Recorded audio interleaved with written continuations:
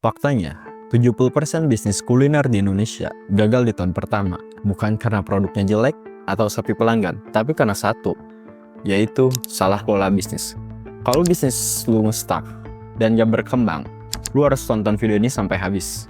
Kalau kita lihat datanya, menurut CNN, 54% bisnis F&B mereka cuma bisa bertahan 5 bulan. Sedangkan menurut artikel VOE, mereka cuma bisa bertahan 1-3 tahun. Lantas, apa penyebabnya? Jawabannya ada 3 faktor. Yang pertama faktor internal, eksternal, dan manajerial. Banyak bisnis yang gagal bukan dari faktor luar dulu, tapi coba kita lihat dari dalamnya dulu. Yang pertama, dia tuh nggak punya perencanaan yang jelas. Omset ada, tapi dia tahu dia mau dibawa kemana. Lalu strategi pemasaran ala kadarnya. Jadi dia tahu gitu, ini tuh bisnis mau dibawa kemana. Yang kedua, yaitu tidak mengerti yang namanya laporan keuangan. Kalau laporan keuangan nggak ngerti, ya bisnis tuh nggak akan tahu mana rugi, mana enggak. Contohnya, gue punya kafe yang omsetnya tuh 50 juta per bulan.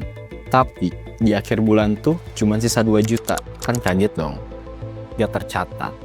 Kita tuh nggak tahu bisnis kita tuh rugi atau untung. Dan itu tuh percuma kalau kita nggak punya laporan keuangan. Yang ketiga, tim dan SDM yang kurang. Maksud di sini tuh ibaratkan lu sebagai owner punya karyawan yang nggak mengerti bagaimana ritme dari keberjalanan bisnis lu, mulai dari servis, mulai dari SOP, atau bahkan kecurangan karyawan. Yang pertama itu kompetitor ya. Jadi bagaimana caranya kita membuat bisnis kita tuh lebih berwarna atau ada diferensiasi perbedaan ya, perbedaan antara bisnis kita dengan yang lain. Ya mulai dari cara promosinya. Karena kalau kita bisnis tanpa ada perbedaan dengan kompetitor, ya kita bakal kalah dan stuck. Bahkan bisa jatuh ambruk. Lalu yang kedua yaitu kondisi ekonomi kita. Jika dilihat di ekonomi Indonesia tuh sekarang mungkin mulai terpuruk, bahan baku mulai mahal. Dan kenapa ini di notice? Contohnya kayak gini, ketika kita beli bahan baku yang berlebihan tanpa mengetahui berapa stok di gudang kita nggak ngecatat, itu tuh sama aja kayak buang-buang uang. Bukannya untung tapi malah buntung, kayak rugi lah semacam itu. Kalau kita bisa ambil tuh fokus jualan tapi lupa bangun brand, itu tuh sama aja kayak kita bunuh diri. Kenapa bunuh diri? Pelanggan tuh sekarang bukan cuma lihat produk kita, pelanggan tuh lihat brand, di mana brand kita ditempatkan. Kita harus punya perbedaan lah dengan kompetitor-kompetitor yang lain. Lalu yang kedua, gak melek digitalisasi, terutama UMKM di Indonesia yang masih pakai cara tradisional dengan dicatat atau mengandalkan hitung-hitungan dari otak. Gak salah sih, cuman kalau kita terus fokus ke hal tradisional, mulai dari pencatatan ataupun mulai promosi kayak cuman pakai stand banner, udah nggak berlaku di zaman sekarang.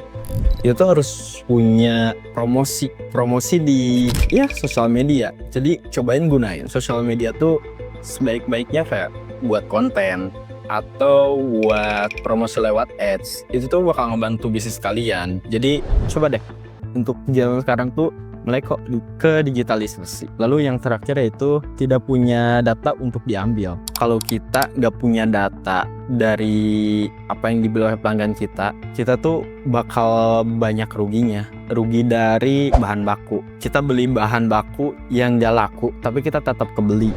Kita nggak tahu menu yang paling laris tuh apa. Kayak buang-buang duit. Terus kita nggak bisa tahu mana pelanggan yang sering datang ke kita, mana pelanggan yang setia sama makanan kita.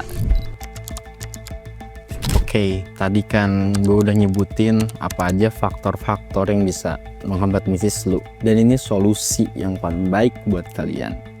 Sebenarnya bisnis lu tuh gak punya sistem yang dimana bisa ngebuat bisnis lu otomatis bisa ke-handle. Itu balik lagi ke lu sih, lu mau pakai sistem atau enggak.